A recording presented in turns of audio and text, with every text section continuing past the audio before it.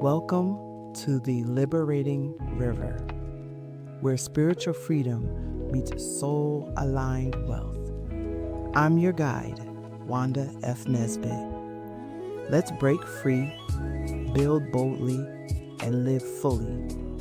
Welcome back, family, to the Liberating River, where faith, freedom, and alignment flow unapologetically. I am your river guide, Wanda F. Nesbit. And today we are diving further into one of the concepts that we previously talked about in episode 2. We're going to dive into a truth that has shaped so many of our lives in ways we didn't even realize. What I'm talking about is fear-based obedience, and not just in our spiritual walk, but in the way we handle money, how we make decisions, and unfortunately, how we live out our purpose. As I mentioned in episode 2, fear infects our whole life. It infects it. Fear doesn't just keep us bound in church pews or in religious systems, right? Fear also keeps us bound financially, emotionally, and even generationally.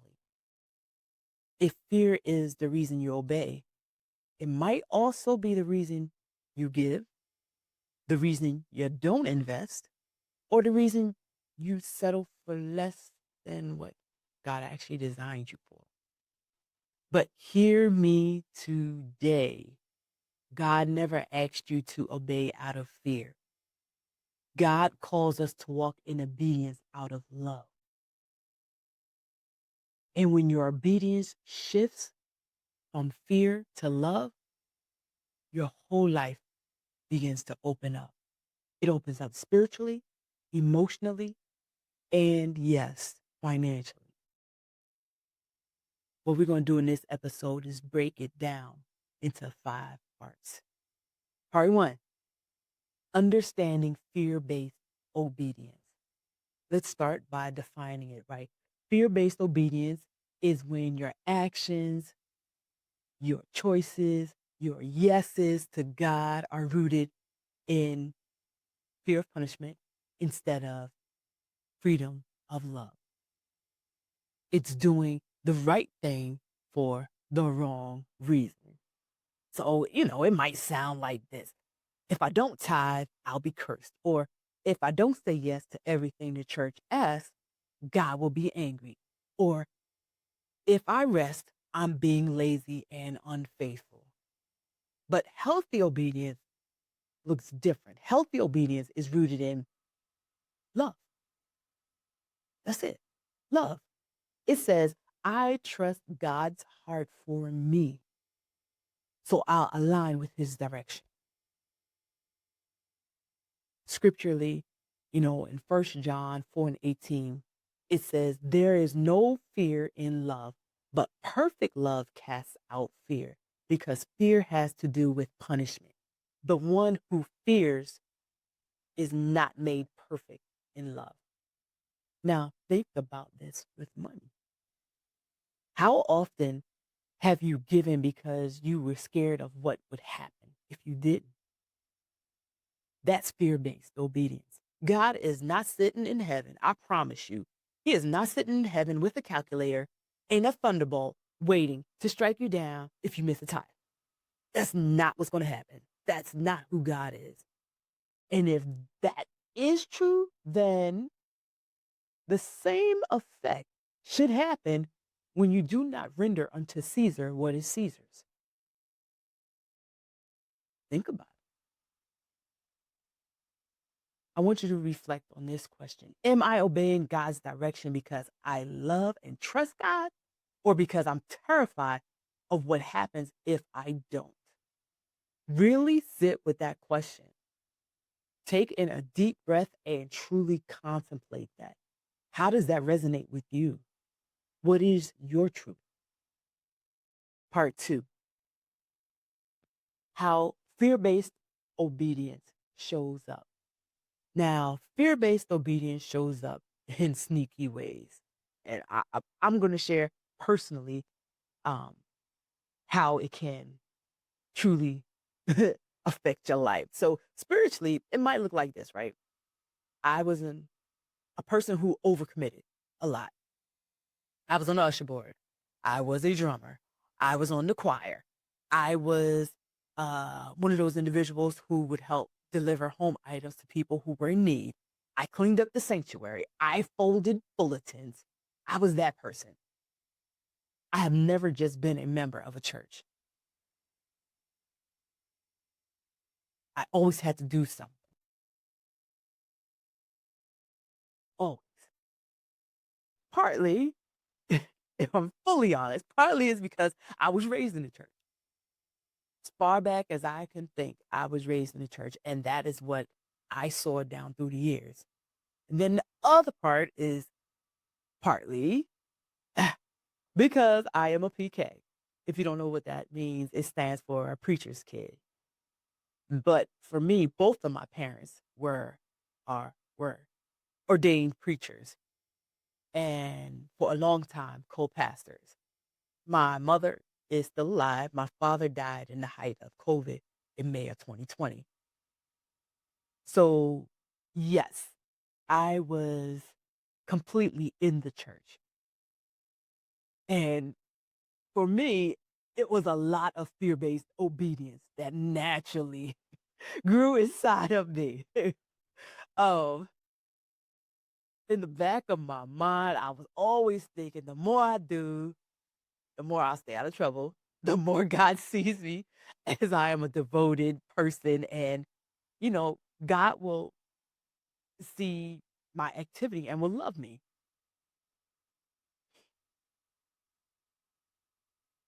Later on in my adult years, I continued that because that became now a habit.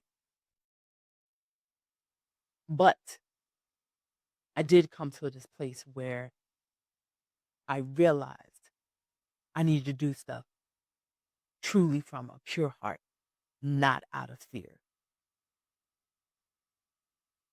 So before then, I was just being, the good daughter. And if I'm honest, I was honestly resenting it and resenting the walk with God deep down inside. If I'm honest, right? Because I didn't want to do all that stuff. And even in adulthood, I didn't want to do all that stuff. I was drained.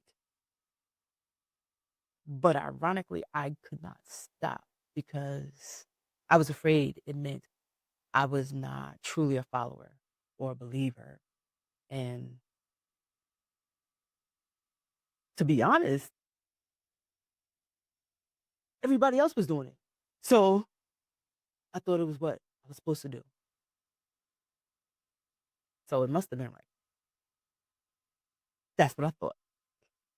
Because that's absolutely wrong. That's not what spirituality is. That's not what doing things for God is at all. Financially, it was a domino in my life. It affected every aspect of my life. So I had that foundation spiritually. And then from that, financially, it just trickled onto that space as well. I was always giving out of fear. I misunderstood the purpose of tithing. It has nothing to do with salvation. If you know, you know. That's all I'm going to say. It is not insurance, but rather it is supposed to be a portion of the funds God has given unto you, unto me, to steward, so we can have something to be charitable with. It helps someone else in need. That's what it's supposed to be for.